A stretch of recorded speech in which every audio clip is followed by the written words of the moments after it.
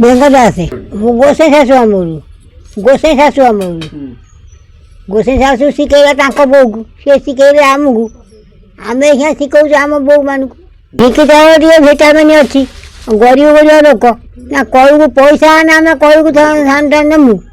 पैसा नथने 6-7 कोटी आनी केमी खाइमु भिकी जगह कुटी खाइलु जदि किए खोजा 5-3 किलो नेला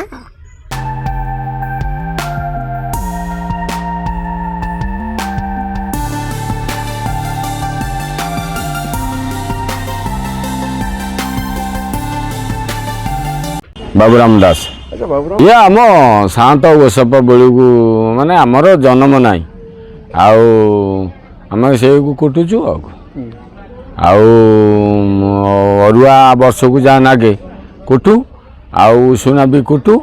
आउना आमर वर्ष को खाया रखिकी 70-75 टंकार बेपारी की दूँ पखाल दीटा खाइबा बढ़िया है पखाल दीटा खाइबा बढ़िया है तापर घर तो वर्ष को खाऊ आउ जहाँ बिकी दूँ 10 क्विंटाल 20 क्विंटाल या बिक्री है आउ जहाँ घरे रही आउ खाइबा तो मुख्य कथा बहुत बढ़िया हो हाँ स्वाद पखाल तो मुख्य स्वाद लगुच डाक्तर तो कौच तुम या कुटिकी खाओ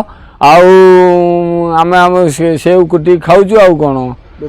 बेपारी की आसिक ऑर्डर कर तुम दियो या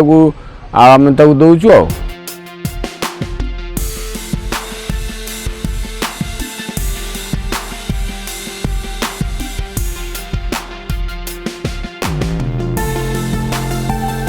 जयंती दास आम शशुर अमर शाशु अमर है शाशु शाशुशुर रखिले शाशुशुर आम शाशुशुर कुटिकिन खाऊले आ भिटामिन अच्छी ताधे आमर पिंड फिंड पर आमर ठाकुर बसे आधर भिटामिन अच्छी ताधे खाइबा कुटा जाए आ क्विंटाल 2 क्विंटाल ताधर बिकी दि जाए ताधर भिटामिन अच्छी आमर कुटिकिन आम ताकू खाऊँ कलू को कुटिया को नौना